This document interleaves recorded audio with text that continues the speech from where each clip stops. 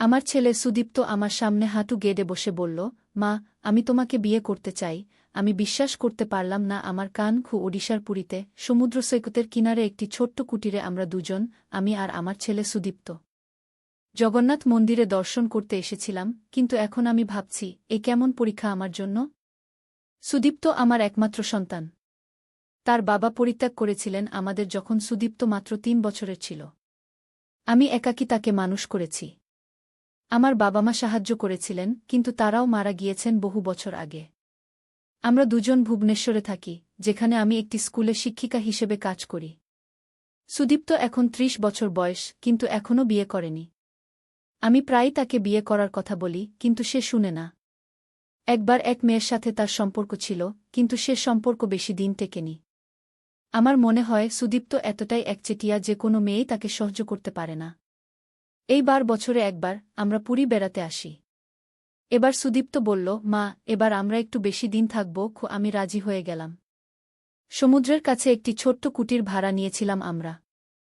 সন্ধ্যায় সমুদ্র সৈকতে হাঁটতাম, সকালে জগন্নাথ মন্দিরে যেতাম।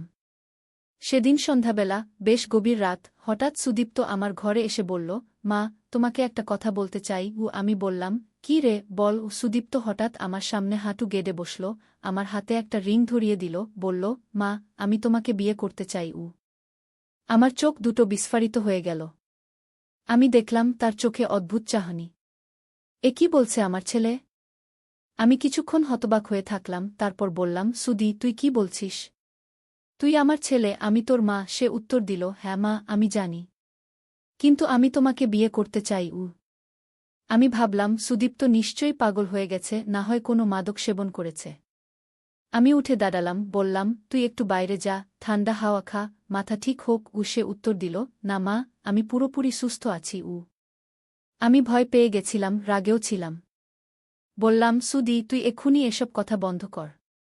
আমাদের কাল সকালেই ভুবনেশ্বর ফিরতে হবে। এখানে আর থাকা যাবে না। সে মাথা নাড়ল, বলল, না মা, আমরা যাব না। কারণ আমি তোমাকে বিয়ে করতে চাই, আর আমি জানি তুমিও আমাকে বিয়ে করতে চাও। আমার সারা শরীর কাঁপতে লাগল। কোথায় এনেছি আমার ছেলেকে? এমন নির্জন জায়গায়। আমার মনে হল সুদীপ্ত সত্যিই পাগল হয়ে গেছে। আমি বললাম, তুই আমার ঘর থেকে বেরিয়ে যা। আমি তোর সাথে কথা বলবো না। সে হেসে উঠল, বলল, মা, আমার কথা শোনো। আমি তোমাকে কিছু দেখাতে চাই। সে তার মোবাইল ফোন বের করল। একটা ভিডিও প্লে করল। আমি দেখলাম সেখানে একজন মহিলা কথা বলছেন। সেই মহিলা আমি। আমিই কথা বলছি সেই ভিডিওতে। আমি বলছি, হ্যাঁ সুদীপ্ত, আমিও তোমাকে ভালোবাসি। আমি তোমাকে বিয়ে করতে চাই। আমি বিশ্বাস করতে পারলাম না। এটা ডিপফেক ভিডিও হতে পারে। আমি বললাম, এটা তুই বানিয়েছিস? আমি কখনো এ কথা বলিনি। সে আবার হাসল, মা, এটা তুমিই বলেছ। তবে তুমি জানো না, আমি তোমাকে হিপনোটাইজ করেছিলাম। তোমার অবচেতন মন তোমার সত্যিকারের ইচ্ছা প্রকাশ করেছে। আমি আরও ভয় পেয়ে গেলাম। আমার ছেলে আমাকে হিপনোটাইজ করেছে। আমি চিৎকার করে উঠলাম, তুই পাগল হয়ে গেছিস। আমি পুলিশে ফোন করছি। আমি ফোনের দিকে হাত বাড়ালাম, কিন্তু সে আমার হাত ধরে ফেলল। মা, আমি জানি এটা তোমার জন্য কঠিন। আমিও প্রথমে খুব কনফিউজড ছিলাম, কিন্তু এটাই সত্য। আমরা এক অতীত জীবনে স্বামী স্ত্রী ছিলাম।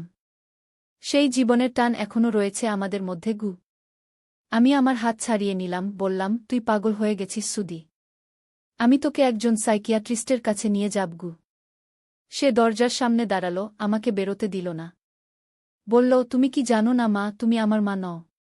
তুমি আমাকে দত্তক নিয়েছিলে। আমাদের মধ্যে কোনো রক্তের সম্পর্ক নেই। আমি স্তব্ধ হয়ে গেলাম। এ কথা সে কিভাবে জানল? আমি তো কাউকে কখনো বলিনি।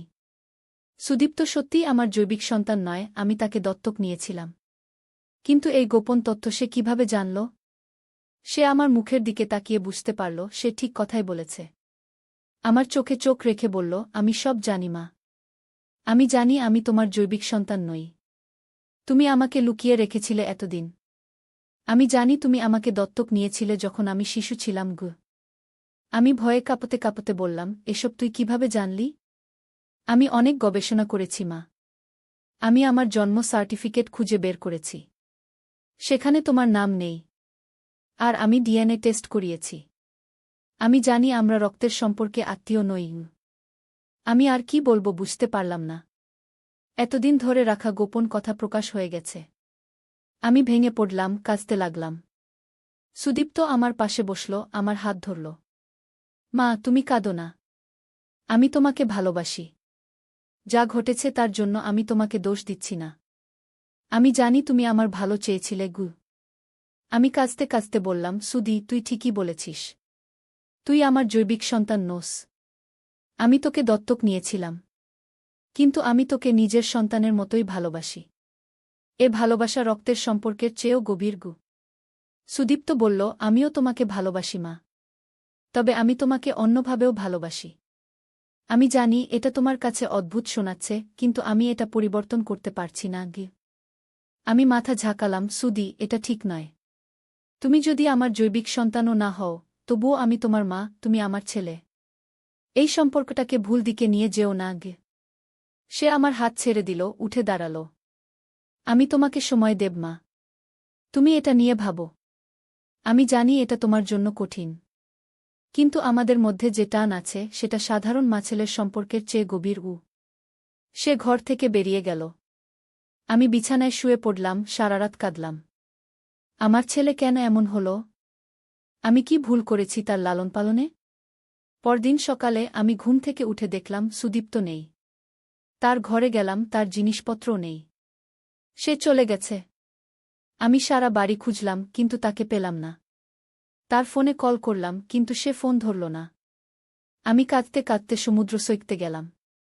সকালের সূর্য উঠেছে, সমুদ্রে সোনালি আলো পড়েছে।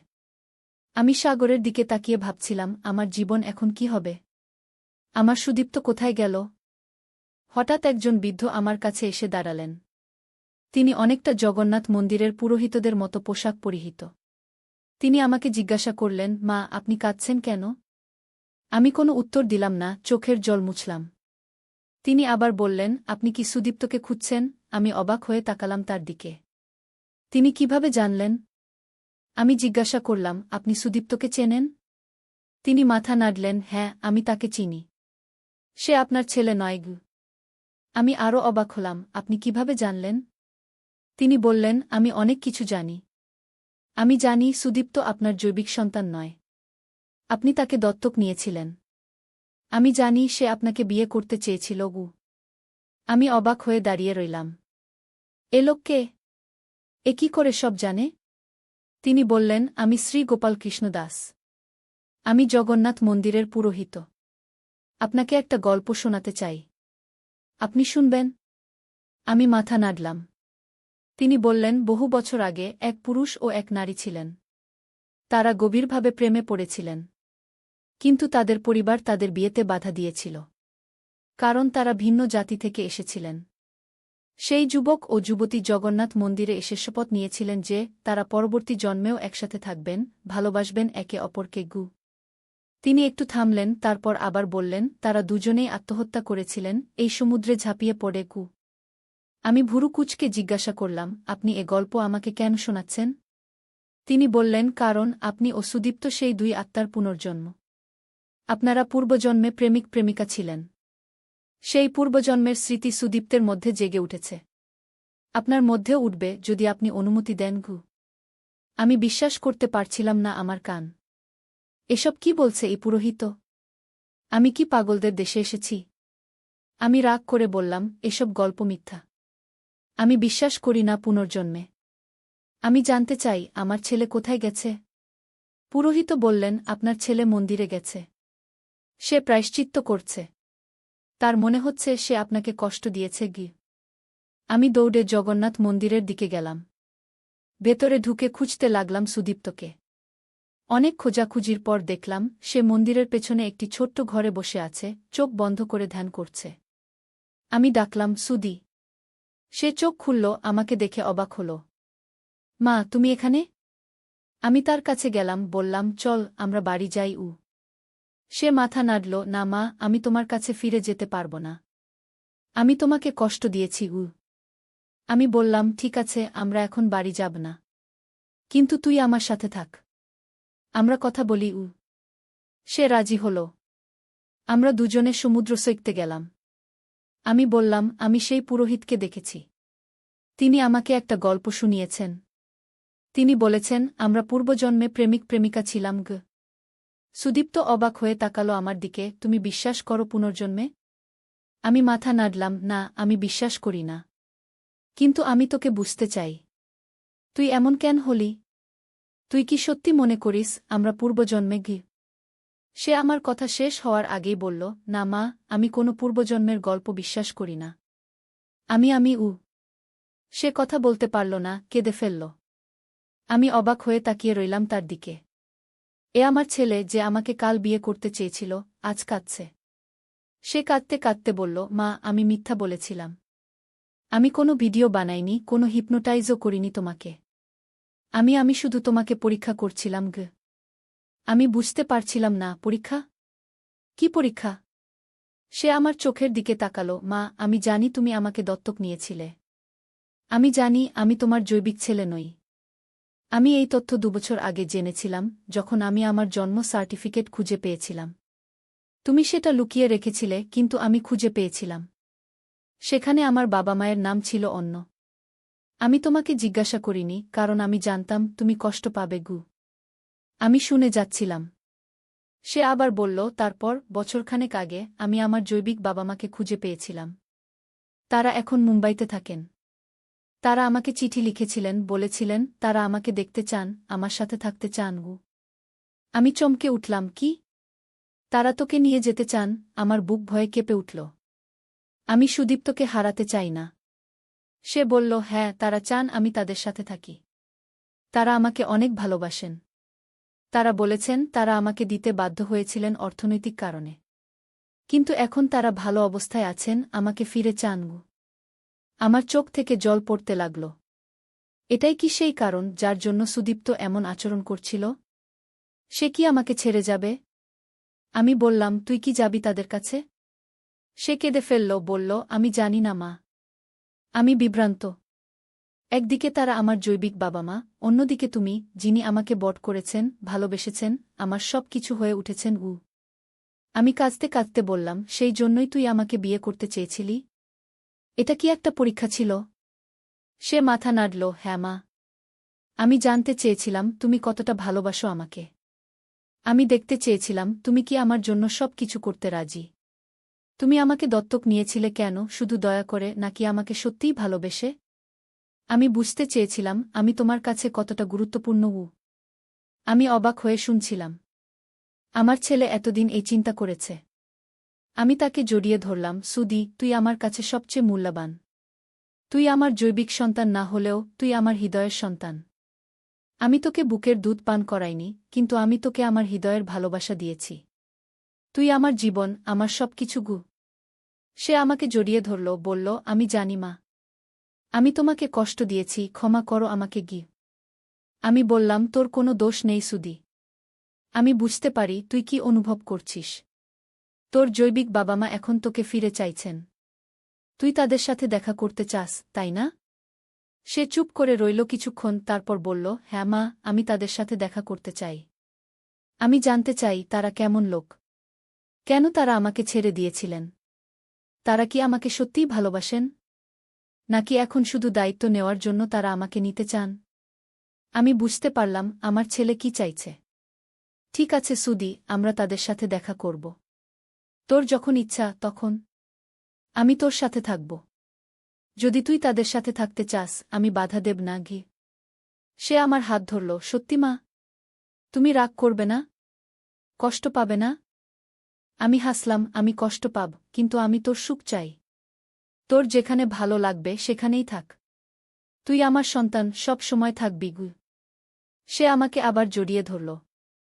আমরা দুজনে সমুদ্র সৈকতে বসে রইলাম অনেকক্ষণ। সূর্য আরও উপরে উঠে এসেছে, সমুদ্রের জল ঝিকমিক করছে। সুদীপ্ত আমার দিকে তাকালো, বলল, মা, আমরা কাল ভুবনেশ্বর ফিরব। তারপর আমরা মুম্বাই যাব ওদের সাথে দেখা করতে। আমি মাথা নাড়লাম, হ্যাঁ, আমরা যাব। তবে একটা কথা বল, তুই যে বললি আমি তোমাকে হিপনোটাইজ করেছি, সেটা কি সত্যি? সে হাসল, না মা, সব মিথ্যা। আমি তোমাকে কখনো হিপনোটাইজ করিনি। আমি কোনো ভিডিও বানাইনি। আমি শুধু তোমাকে পরীক্ষা করছিলাম আমি স্বস্তির নিঃশ্বাস ফেললাম। আমি জানতাম আমার ছেলে এমন কাজ করবে না। আর তুই যে বলেছিলি আমরা পূর্বজন্মে প্রেমিক প্রেমিকা ছিলাম, সেটাও মিথ্যা। সে আবার হাসল, হ্যাঁ মা, সেটাও মিথ্যা। আমি জানি না পূর্বজন্ম বলে কিছু আছে কি না। তবে সেই পুরোহিত আশ্চর্য, তাই না? তিনি কিভাবে আমাদের সম্পর্কে এত কিছু জানলেন? আমি ভুরু কুঁচকালাম, কোনো পুরোহিত? যিনি তোমাকে সেই গল্প বলেছিলেন, জগন্নাথ মন্দিরের পুরোহিত? আমি আরও অবাক হলাম, তুই কিভাবে জানলি? তুই কি তাকে দেখেছিস? সে মাথা নাড়ল, না, আমি তাকে দেখিনি। তুমি এখন বললে যে একজন পুরোহিত তোমাকে সেই গল্প বলেছেন আমি ঘাবড়ে গেলাম। সুদি, আমি কখন বললাম সে একজন পুরোহিত? আমি শুধু বলেছিলাম আমি একজন লোককে দেখেছি যিনি সেই গল্প বলেছেন। আমি বলিনি তিনি পুরোহিত। আমরা দুজনেই একে অপরের দিকে তাকালাম, বিস্ময়ে হতবাক। সুদীপ্ত বলল, কিন্তু আমি কিভাবে জানলাম যে তিনি পুরোহিত? তিনি কি সত্যিই পুরোহিত ছিলেন? আমি মাথা নাড়লাম, হ্যাঁ, তিনি জগন্নাথ মন্দিরের পুরোহিত ছিলেন। আর তিনি আমাকে বলেছিলেন তুই মন্দিরে গেছিস সুদীপ্ত অবাক হয়ে বলল, আমি সত্যিই মন্দিরে গিয়েছিলাম। তিনি কিভাবে জানলেন? আমরা দুজনেই কেমন যেন শিহরে উঠলাম। এটা কি একটা যোগাযোগ নাকি? আমরা দুজনেই একসাথে বলে উঠলাম, পুরোহিতকে খুঁজতে হবে। আমরা দৌড়ে জগন্নাথ মন্দিরে গেলাম। সেখানে অনেক পুরোহিত ছিলেন, কিন্তু আমরা যাকে খুঁজছিলাম তাকে পেলাম না। আমরা ঘুরে ঘুরে খুঁজলাম সারা মন্দির, কিন্তু তাকে পেলাম না। অবশেষে আমরা একজন বৃদ্ধ পুরোহিতকে জিজ্ঞাসা করলাম, শ্রী গোপাল কৃষ্ণ দাস নামে কাউকে চেনেন? বৃদ্ধ পুরোহিত ভুরু কুঁচকে বললেন, গোপাল কৃষ্ণ দাস? এখানে এই নামে কোনো পুরোহিত নেই। তবে তিনি একটু থামলেন। একজন গোপাল কৃষ্ণ দাস ছিলেন, তিনি এই মন্দিরের প্রধান পুরোহিত ছিলেন। কিন্তু তিনি মারা গেছেন প্রায় 50 বছর আগে আমাদের গায়ে কাঁটা দিয়ে উঠল। বৃদ্ধ পুরোহিত আবার বললেন, তাকে মনে রাখা হয় তার বিশেষ ক্ষমতার জন্য। তিনি নাকি লোকের মনের কথা বলতে পারতেন। অনেকে বলে তিনি এখনও মন্দিরের আশেপাশে ঘুরে বেড়ান, ভক্তদের সাহায্য করেন, পথ দেখান আমরা দুজনে তাকালাম একে অপরের দিকে। একজন প্রয়াত পুরোহিতের আত্মা আমাদের সাহায্য করেছে? নাকি এটা শুধুই যোগাযোগ? বৃদ্ধ পুরোহিত আবার বললেন, আপনারা তাকে খুঁজছেন কেন? তিনি কি আপনাদের সাহায্য করেছেন? সুদীপ্ত বলল, হ্যাঁ, তিনি আমাদের সাহায্য করেছেন। তিনি আমাদের এক অদ্ভুত গল্প শুনিয়েছেন। একজন যুবক ও একজন যুবতীর গল্প, যারা এই সমুদ্রে আত্মহত্যা করেছিল বৃদ্ধ পুরোহিত চমকে উঠলেন, আপনি এই গল্প জানেন? এটা বহু পুরনো গল্প, প্রায় 200 বছরের পুরনো। একজন যুবক ও একজন যুবতী সত্যিই এই সমুদ্রে আত্মহত্যা করেছিল। তারা ভিন্ন জাতির ছিল, পরিবার তাদের বিয়েতে বাধা দিয়েছিল। সেই যুবক ছিল ব্রাহ্মণ আর যুবতী ছিল দত্ত পরিবারের। দত্ত? সুদীপ্ত, আপনার নাম দত্ত? সুদীপ্ত অবাক হয়ে বলল, হ্যাঁ, আমার নাম সুদীপ্ত দত্ত। বৃদ্ধ পুরোহিত অদ্ভুতভাবে হাসলেন, আশ্চর্য যোগাযোগ। সেই যুবতীর নাম ছিল অনামিকা দত্ত। আর যুবকের নাম ছিল গোপাল কৃষ্ণ। হ্যাঁ, সেই একই গোপাল কৃষ্ণ যিনি পরে এই মন্দিরের পুরোহিত হয়েছিলেন আমরা হতবাক হয়ে দাঁড়িয়ে রইলাম। আমার নাম অনামিকা, অনামিকা চক্রবর্তী। আমার ছেলের নাম সুদীপ্ত দত্ত, কারণ আমি তাকে দত্তক নিয়েছিলাম একটি দত্ত পরিবার থেকে। বৃদ্ধ পুরোহিত আবার বললেন, আমাদের বিশ্বাস সেই দুজন পুনর্জন্ম নেবেন, একসাথে থাকবেন। কিন্তু এবার তারা আর প্রেমিক প্রেমিকা হবেন না, তারা হবেন মা ও ছেলে। আপনারা কি? আমি ও সুদীপ্ত একে অপরের দিকে তাকালাম। আমরা কি সত্যিই সেই পূর্বজন্মের আত্মা? এটা কি সত্যি, নাকি শুধুই যোগাযোগ? আমরা মন্দির থেকে বেরিয়ে এলাম, দুজনেই চুপচাপ। সমুদ্র সৈকতে ফিরে এলাম, বসে পড়লাম পাশাপাশি। সুদীপ্ত আমার দিকে তাকালো, মা, তুমি কি বিশ্বাস করো এসব? আমি বললাম, আমি জানি না সুদি। আমি জানি না পুনর্জন্ম আছে কি না।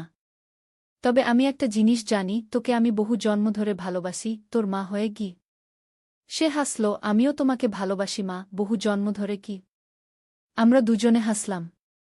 সবই হয়তো যোগাযোগ, কিন্তু এই যোগাযোগের মধ্যে একটা অদৃশ্য অতীতের টান রয়েছে। চল মা, আমরা আজ একটু বেরিয়ে আসি। সে উঠে দাঁড়াল, আমাকে হাত ধরে টানল। আমিও উঠে দাঁড়ালাম। হ্যাঁ, চলু। আমরা দুজনে সমুদ্র সৈকত ধরে হাঁটতে লাগলাম। সামনে একটা নতুন জীবন, নতুন সম্পর্ক। সুদীপ্ত তার জৈবিক বাবা-মাকে খুঁজে পেয়েছে, কিন্তু আমাকেও হারায়নি। আমরা এখনও মাছেলে, হয়তো বহু জন্ম ধরে। পরদিন সকালে আমরা কুটির ছেড়ে বেরিয়ে পড়লাম। আমরা মন্দিরে গেলাম শেষবারের মতো দর্শন করতে। সেখানে আবার সেই বৃদ্ধ পুরোহিতকে দেখলাম। তিনি আমাদের দেখে হাসলেন, বললেন, আপনারা যাচ্ছেন?